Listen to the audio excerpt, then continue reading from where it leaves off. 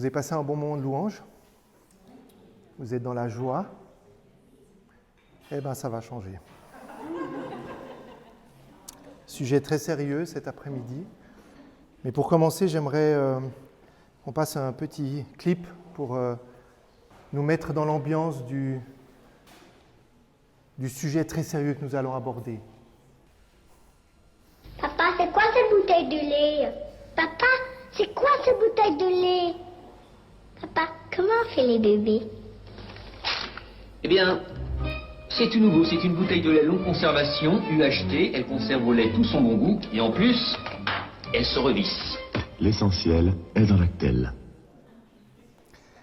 Oui, l'essentiel est dans Lactel. Non, la publicité, ce n'était pas l'objectif de se souvenir de Lactel, mais bien de la question de cet enfant qui demande comment on fait un bébé. Alors, je ne sais pas si vous étiez né au moment où cette publicité a passé. Je ne sais même pas peut-être si vous l'avez connue ou pas. Mais cette publicité, je l'ai trouvée assez intéressante parce qu'on voit bien à quel point le papa en question est quand même relativement à l'aise pour répondre à la question de son fils, n'est-ce pas? Oui, le sujet que j'aimerais aborder avec vous, c'est parler des hommes aujourd'hui. Alors rassurez-vous, mesdames, vous pouvez rester, parce que ce sujet vous concerne évidemment aussi. Alors, dans un genre, effectivement, je vous ai dit que ça allait être un peu sérieux. Oui, c'est sérieux parce qu'en France, alors il y a des statistiques suisses, mais je pense qu'elles se retrouvent beaucoup. Les hommes sont responsables de l'écrasante majorité des comportements asociaux. Je ne vous apprends rien. Alors, quelques chiffres, si vous avez besoin d'être convaincus.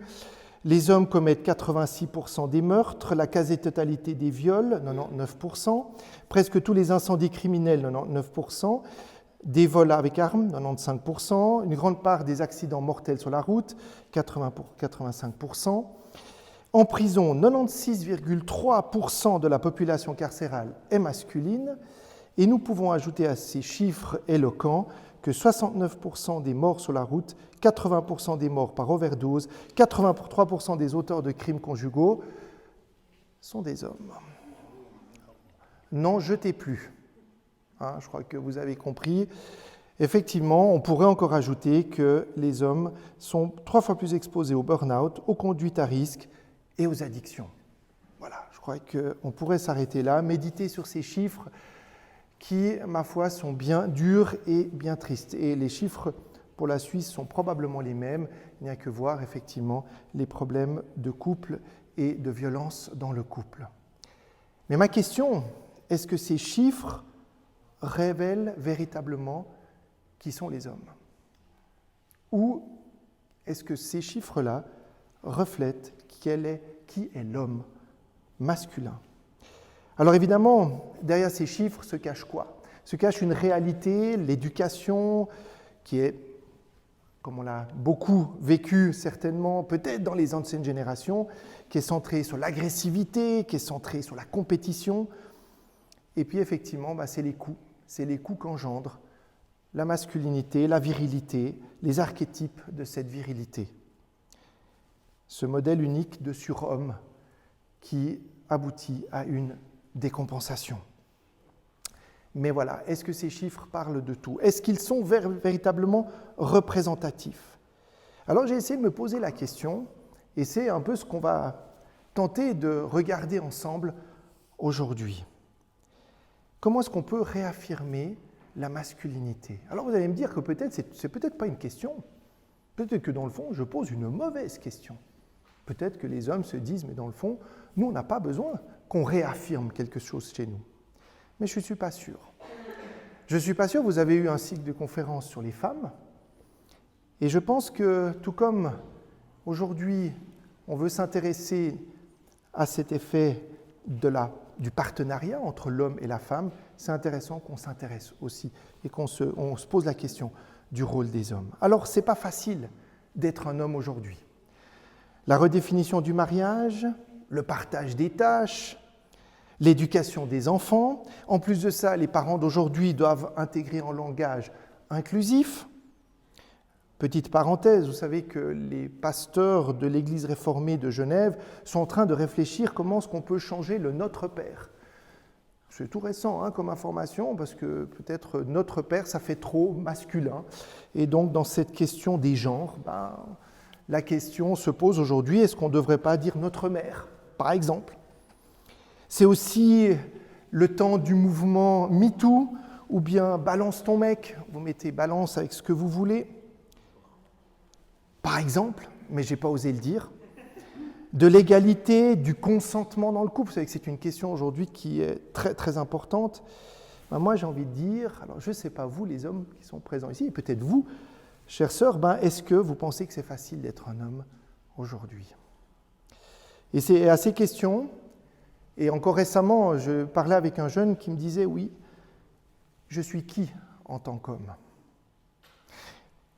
Qu'est-ce qui me caractérise? Est-ce qu'on peut encore dire s'appeler homme? Est-ce que véritablement je le suis encore avec tout ce qu'il y a de difficile aujourd'hui dans le monde? Et c'est vrai que les générations d'hommes passés, ils ont été confrontés à d'autres problèmes. Les problèmes d'éducation, de partage, ils ont été confrontés aux mêmes difficultés. Et finalement, même si si les hommes vous demandez à vos pères, qui ont demandé à leurs pères, etc., on verrait que la question de la masculinité revient incessamment et toujours. Ça a toujours été l'homme qui est parti à la guerre. C'est quand même toujours cette question de la virilité qu'on retrouve dans l'Antiquité, que l'on retrouve même dans les temps les plus anciens. Et aujourd'hui, cette question, elle est toujours en vigueur. Je ne sais pas si vous avez entendu parler de ces mouvements virilistes. Ça vous dit quelque chose ?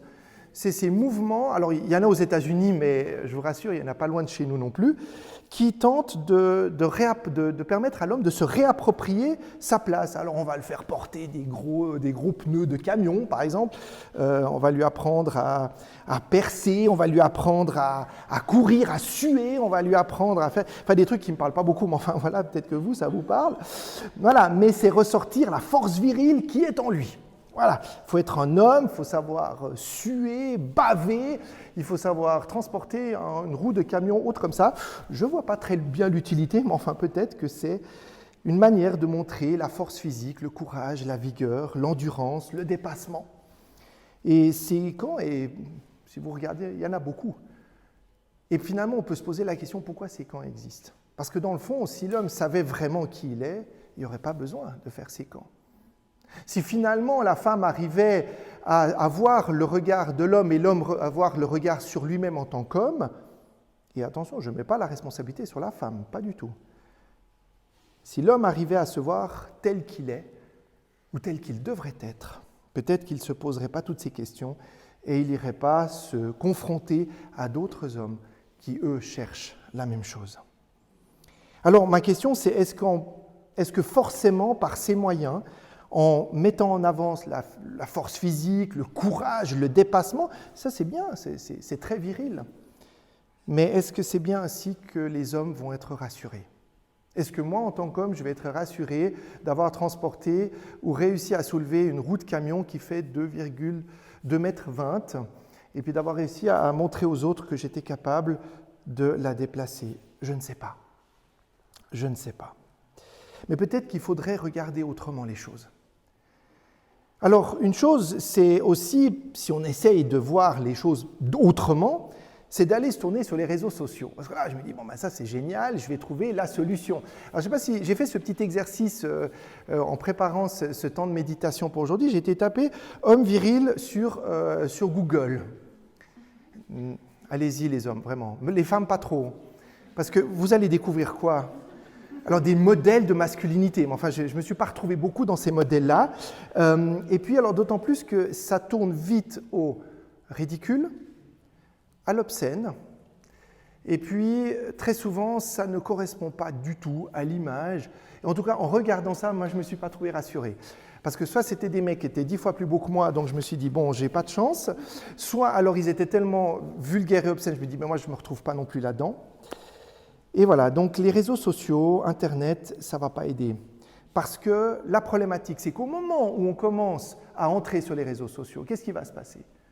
Et là, il n'y a aucun jeune ici, je suis sûr, qui n'a jamais eu cette pensée-là. Et même vous, mesdames, qu'est-ce qu'on commence à faire sur les réseaux sociaux? On va se comparer, exactement. C'est-à-dire que je vais essayer d'aller voir si franchement j'arrive à... Hein? Non, j'arrive pas, je vous le dis tout de suite. Et forcément que je vais aller voir si j'arrive à rivaliser avec ces hommes qui sont sur les réseaux sociaux. Et c'est vrai qu'une statistique dit que quand même ceux qui sont le plus touchés, c'est vous, hein, c'est les 18-30 ans, qui sont très influencés et très sensibles aux photos des influenceurs. Je ne vous apprends rien, vous le savez mieux que moi. Donc, qu'est-ce que ça va donner les réseaux? Le sentiment que mon corps, finalement, doit être modelé pour correspondre au corps idéal qui m'est présenté en image. Mais on ne parle que du corps, on ne parle pas forcément de ce qu'a la tête. Parce que alors, quand on commence à écouter les commentaires, je préfère qu'on en reste au corps. Vous voyez? Donc finalement, aujourd'hui, on pourrait se dire que dans le monde dans lequel on vit, avec toute l'ouverture qu'on a, on pourrait dire qu'on est plus facilement capable de s'affirmer en tant qu'homme. Parce que finalement, la différence, je peux vivre tel que je suis. Et non, parce que les réseaux sociaux et Internet, encore une fois, alors je ne veux pas leur jeter la pierre parce que nous sommes les premiers consommateurs de ça, et donc les premiers responsables, vont ne faire que renforcer les stéréotypes et les clichés. Alors, qu'est-ce qu'on va retrouver comme cliché? On va rester sur le physique, donc on va mettre quoi en avant? La virilité. Alors, si je devais vous demander, pour vous, messieurs, c'est quoi la caractéristique de la virilité? Vous allez forcément mettre des caractéristiques physiques, parce que c'est ce que vous voyez et c'est ce que nous voyons autour de nous. Et pourtant, je suis sûr que tous les hommes qui sont ici, et peut-être mesdames pourraient vous le dire, eh bien, les hommes, ils cherchent quoi aujourd'hui à faire reconnaître en eux? La douceur, la sensibilité, l'altruisme, l'affection, le réconfort, l'ouverture. On est loin, hein? On a les clichés, puis on a la réalité. Et finalement, certaines de ces revendications aujourd'hui est demander que finalement, il n'y a pas que la femme qui peut être sensible. L'homme peut l'être aussi. Et malgré tout, finalement, cette question de la masculinité, et c'est un peu le constat auquel j'arrive, reste quand même un gros tabou. D'ailleurs, je suis sûr que les gars qui m'écoutent maintenant doivent dire « Mais pourquoi il aborde un sujet comme ça ?» Oui, parce que justement, j'ai envie qu'on en parle. J'ai envie qu'on en parle parce que forcément, qu'en laissant les autres parler de soi, ça ne va pas nous aider. Et j'ai pas envie, et pardon, et ce n'est pas du tout par sexisme, j'ai pas envie que ça soit la femme qui me définisse. Mais j'ai pas envie non plus que ça soit l'autre qui me définisse. Mais alors, qui va me définir? Est-ce que c'est moi qui vais me définir moi-même, ou est-ce que je vais essayer de trouver quelque chose d'autre? Alors, il y a quelques années, je ne sais pas si vous aviez posé la question de qu'est-ce qui définissait la masculinité ou la virilité à vos pères, c'était peut-être le complexe de la perceuse. Vous savez, si vous savez ce que c'est, voilà, une perceuse. Alors, il y a visiblement un gène de la perceuse. Alors, moi, je vous rassure, les gars, je n'ai pas ce gène de la perceuse. Je sais l'utiliser, mais c'est pas... Je pense qu'il y a un truc ADN qui a dû me manquer. Et je pense qu'effectivement, ce gène de la perceuse, il est quand même toujours là. Ah non, chérie, c'est moi qui vais faire le trou, là. Vous laisseriez votre femme utiliser la perceuse, messieurs? Oui? Mais dites oui! Bon, merci, ça me fait plaisir. Et c'est la même chose, hein, le syndrome de la perceuse, ou le gène de la perceuse. Il y a le même gène de ne pas pleurer. Je ne sais pas dans quel ADN c'est, mais on ne pleure pas, nous, les hommes. Et malgré tout ce qu'on peut dire dans l'éducation, et je suis sûr que les jeunes pères qui sont là aujourd'hui n'apprennent qu'une seule chose à leurs garçons: tu as le droit de pleurer. Si vous regardez dans la réalité, je ne suis pas sûr que finalement c'est beaucoup changé. Donc on voit bien que parler de la masculinité, c'est déjà un sujet tabou, c'est un sujet risqué, très risqué aujourd'hui, parce que cette différence entre hommes et femmes, on aimerait la supprimer. Finalement, on aimerait ne plus rentrer dans cette question du genre.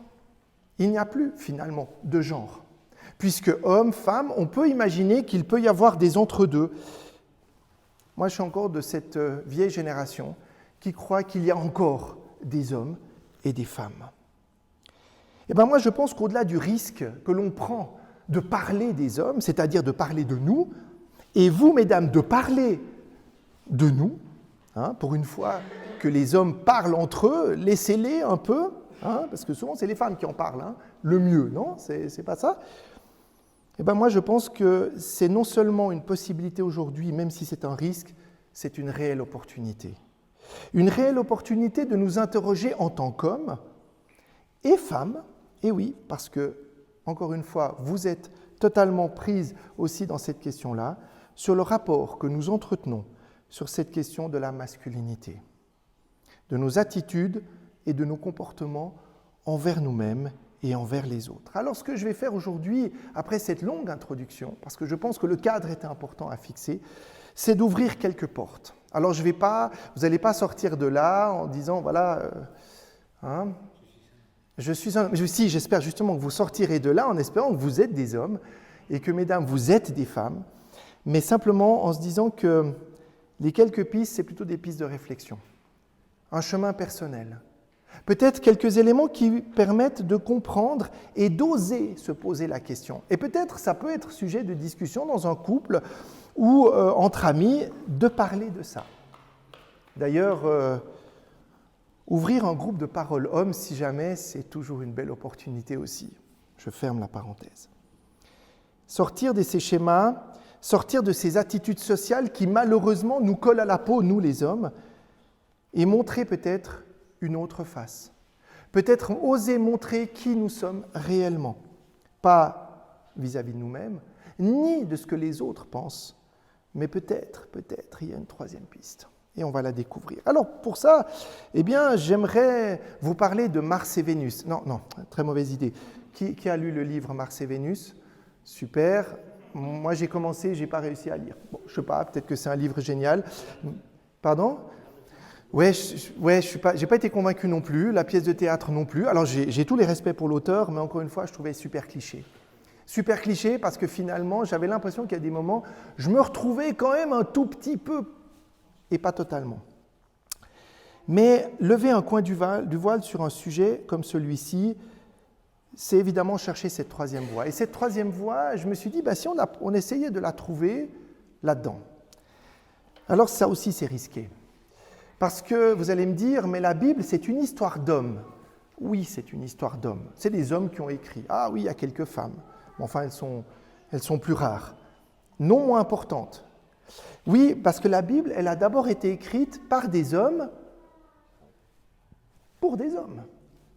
Et finalement, la Bible ne traite pas de la question du genre. Elle ne traite pas de la problématique du masculin ou du féminin. Ce n'est pas son objectif. Alors vous allez me dire, mais Nicolas, qu'est-ce que tu viens nous sortir la Bible maintenant? Et puis en essayant d'expliquer, puis de justifier la virilité, la masculinité. Non. J'aimerais plutôt qu'on regarde ce que la Bible nous dit, finalement, de ces hommes. Quels sont les types ou les antitypes qu'elle nous dit?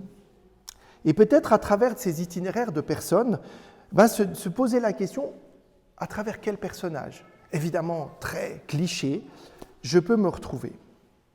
Et on se rencontrera finalement que tous les hommes qui sont là-dedans, on va se retrouver d'une manière ou d'une autre.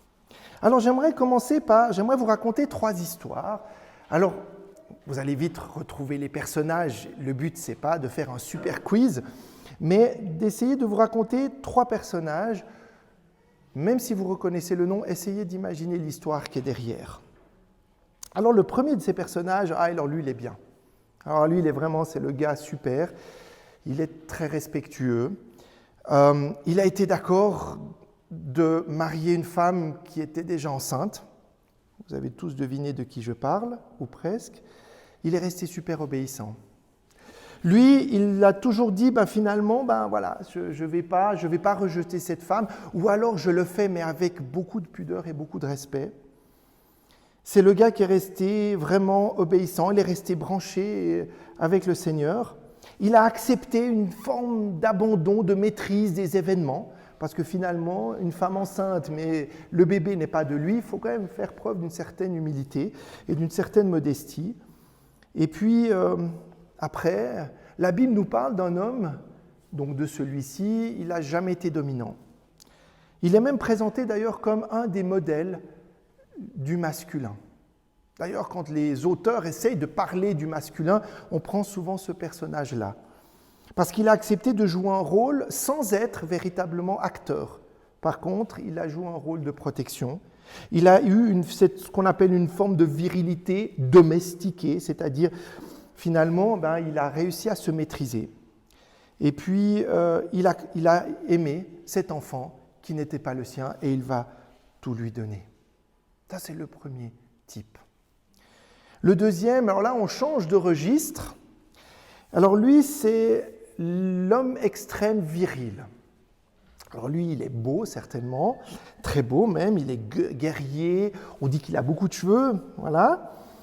Il est puissant, il est rusé, il est énigmatique, mais alors il a un problème, c'est qu'il aime se venger. Alors il est très rancunier, et puis alors il a un rapport aux femmes très très discutable.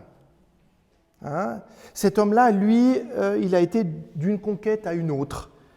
Et puis finalement, il a dévoilé d'ailleurs des secrets assez intimes à ses femmes, au point qu'elles ont pu le retourner contre lui. Ses cheveux, par exemple. Hein? Alors lui, d'après ce que l'on sait, il avait une relation très dysfonctionnelle avec qui? Avec ses parents. Hein? On voit que quand on lit l'histoire de ce personnage, on se rend compte que ça dysfonctionnait déjà chez le papa et la maman. Et puis lui, il a finalement peut-être reproduit ce schéma difficile. Il a réussi à se faire manipuler, mais il se comporte envers les femmes de manière quasiment abjecte. D'ailleurs, malgré tous les dons et les talents qu'il a reçus, il va mourir seul, et certains même disent que finalement c'était un acte désespéré. Et pourtant, cet homme-là avait tout. C'est une histoire tragique que l'histoire de cet homme-là. Un mâle viril doté d'une force exceptionnelle, mais qui, à cause de ses échecs relationnels avec les femmes et les autres hommes, parce qu'il est resté quand même très seul, il a même réussi à se faire détester des autres, n'est jamais véritablement parvenu à devenir un homme adulte. Ça, c'était le deuxième type. Et alors maintenant, le troisième, alors lui, ça c'est un peu le gars, personne n'aimerait être à sa place. Mais alors personne, marié, des enfants, une maison, il avait une fortune, une richesse, et puis un jour, il a quasiment tout perdu. Il a tout perdu, il a été blessé, il a été touché dans sa chair, il a même été abandonné par sa propre femme, il a été dépouillé de ses biens, et puis il s'est retrouvé dans la nudité la plus radicale. Il avait absolument tout perdu. Lui, il a dû apprendre à aller jusqu'en bas pour découvrir encore plus profond cette vulnérabilité. Mais cet homme-là, moi, il m'impressionne, parce qu'il a dû aller jusque-là pour découvrir que finalement sa force était justement dans sa faiblesse. Et lui apprendre ce que c'était qu'un homme, finalement, pouvait aussi dire apprendre à vivre avec l'adversité, à ne pas la fuir, mais à l'affronter. Et il a résisté de manière impressionnante. Parce que finalement, il avait autour de lui des amis très bienveillants qui disaient « Ah, mais mon pauvre gars, si toi t'es là, c'est que tu as fait des trucs qu'il ne fallait pas. » Et il lui dit non. Non, parce que je pense que tout ce que j'ai fait, c'était juste, parce que je suis resté fidèle au Seigneur. Et finalement, la force de cet homme, sa virilité, a été d'assumer sa fragilité et sa vulnérabilité. Alors vous avez deviné qui sont les trois personnages? Le premier, le deuxième, le troisième, Job. Joseph, Samson et Job. Derrière ces personnages, trois profils différents. Alors je ne sais pas, peut-être que vous vous retrouvez dans aucun des trois, mais peut-être que vous vous retrouvez peut-être dans les trois. On est parfois Samson, on se croit immortel, on se croit le plus fort, et puis on passe d'une conquête à une autre, puis on pense que ça va arranger les choses. Ou bien alors, et puis après on peut peut-être devenir le bon papa à la maison, l'époux fidèle, après avoir bien bourlingué. Et puis on peut peut-être finir sur Job, en se disant que finalement, dans tout ce qu'on a appris, ça nous a appris à être bien modestes. Et puis, finalement, avec l'âge, on prend un peu de hauteur et on philosophe. Moi, je ne sais pas, peut-être que ces 3 personnages, on pourrait en trouver d'autres. Ils ont été choisis vraiment de manière assez arbitraire. Mais finalement, celui qui est le plus authentique, c'est lequel ? C'est peut-être aucun des 3. Parce que le plus authentique, c'est celui que vous serez en fonction des événements. Alors oui, Job semble être très authentique, il semble être résolu. Oui, Joseph, il est aussi authentique, mais Samson aurait pu l'être aussi, non ? Finalement, s'il n'avait pas eu le contexte, alors encore une fois, il peut se cacher aussi, mes parents, le contexte, la vie, etc. Mais je pense que là aussi, en fonction des circonstances, son attitude aurait pu évoluer. Et la remise en question ici, par rapport aux événements et aux choses, peut aussi amener l'homme à se repositionner par rapport à sa conception qu'il a du rôle, de la position, de la force qu'il représente non pas en lui-même, mais de la manière d'exister réellement en tant qu'homme. Alors, quand on regarde ça, on peut se dire, mais dans le fond, qu'est-ce qu'on peut apprendre de ça ? Il y a une question qui m'a travaillé et qui me travaille encore, et je vous l'avoue qu'elle reste quand même toujours bien présente. Et l'homme que je suis se pose souvent la question, quel est le combat que je dois avoir ? Qu'est-ce que je veux mener moi-même comme combat en tant qu'homme ?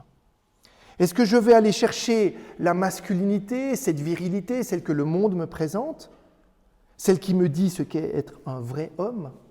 Je mets 3 guillemets, vous l'aurez compris. Ou est-ce que je vais, et dans cette mesure, est-ce que je vais chercher au contraire à prendre une autre forme de masculin, une autre forme de domination ? Et ça, c'est le faux masculin, ce n'est pas le vrai masculin. L'homme, ce n'est pas celui qui domine. Bibliquement, ce n'est pas celui qui domine. Il a une tâche particulière, mais ce n'est pas celui qui domine. Et donc, il y a toujours cette quête d'identité permanente. Alors, je pense que la solution n'est ni dans le fait d'abdiquer, c'est-à-dire de laisser tomber en disant « je vais laisser les autres définir qui je suis ». Ce n'est pas non plus en rentrant dans un rôle dans lequel je ne suis pas du tout fait, parce que je pense que nous, les hommes, on a cette habitude de, finalement, on a tellement d'attentes, peut-être par rapport à nous, ou nous mettons des attentes, qu'on va rentrer dans le rôle que quelqu'un nous donne.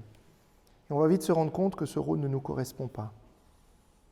Et je pense que la solution n'est effectivement ni dans la quête du faux masculin, ni dans cette quête d'être aimé ou regardé ou apprécié des autres, mais dans notre légitimité par rapport à Dieu. Alors, dans cette question de légitime, il y a un texte, il y a un personnage que j'aime beaucoup, il y en a plusieurs dans la parole de Dieu, mais il y en a un en particulier que j'aime beaucoup, c'est Timothée. Alors Timothée, c'est un jeune homme qui a été disciple d'un certain Paul. Et puis, on dit beaucoup de choses de ce Timothée parce que dans le fond, il n'était pas très sûr de lui. Ce n'était pas forcément le gros leader, ce n'était pas forcément celui sur lequel, j'imagine que devant un Paul, c'était le gars super charismatique. Timothée devait se sentir bien complexé. Mais Paul a tout fait avec Timothée pour lui expliquer que sa vraie valeur n'était pas dans le sentiment qu'il avait par rapport à lui-même, mais très clairement dans la mission que Dieu lui avait confiée. Et je prends un texte, et c'est quasiment la fin de la première lettre que Paul écrit à Timothée, et il va lui dire, dans quelques considérations comme ça et quelques recommandations, il va lui dire quelque chose de magnifique. Et il va quasiment lui poser une question et le mettre au défi. Il va dire, mais toi, qui es au service de Dieu, fuis tout cela. Alors on va voir ce qu'il lui demande de fuir. Recherche la droiture, l'attachement à Dieu, la foi, l'amour, la persévérance et la douceur.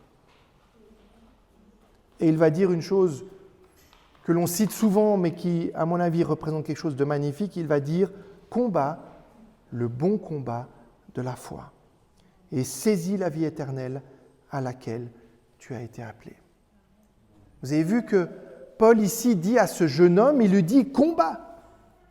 Mais combattre pourquoi ? Pour être le plus fort, pour être le plus grand, pour dominer, pour être celui que les autres attendent de lui ? Non.